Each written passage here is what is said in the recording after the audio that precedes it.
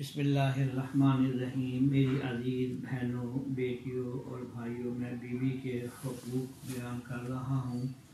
آج حدیث نمبر 36 آپ کو سنانے لگا ہوں۔ یہ حجۃ الوداع، اللہ کے آخری نبی کا آخری خطبہ ہے کہ جس میں یہ حضرت صلی اللہ علیہ وسلم فرماتے ہیں کہ تم عورتوں کے بارے میں، اپنی بیگمات کے بارے میں اللہ تعالیٰ سے ڈرو۔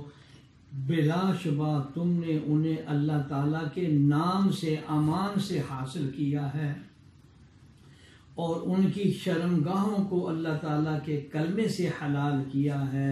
ان پر تمہارا حق یہ ہے کہ جسے تم ناپسند کرتے ہو وہ تمہارے گھر میں داخل نہ ہو، اور اگر وہ ایسا کریں تو تم ان کو سزا دو، لیکن ایسی سزا نہ دو کہ جو زخمی کرے، شدید تکلیف دہ نہ ہو۔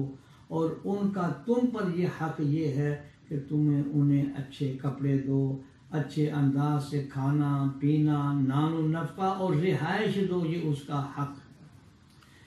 اگلی روایت حدیث نمبر 37 حضرت ام سلمہ رضی اللہ تعالی عنہ سے روایت ہے کہ رسول اکرم صلی اللہ علیہ وسلم نے اپنے اس مرض میں جس میں آپ کی وفات ہوئی فرمایا، تم نماز کا اور جن کے تم مالک ہو، یعنی جو تمہارے محتاج ہے، خیال رکھو۔ ام سلمہ فرماتی ہیں کہ حضور بار بار اسی جملے کو دہراتے، یہاں تک کہ آپ صلی اللہ علیہ وسلم کی زبان مبارک خشک ہو جاتی ہے۔ محدثین کرام فرماتے ہیں نماز کا خیال رکھنے سے مراد نماز پر مداومت اختیار کرنا ہے، ہمیشہ پڑھنا ہے، اور جن کے تم مالک ہو اس سے مراد بیوی، باندی اور تمہارے چوپائے جانور ہیں۔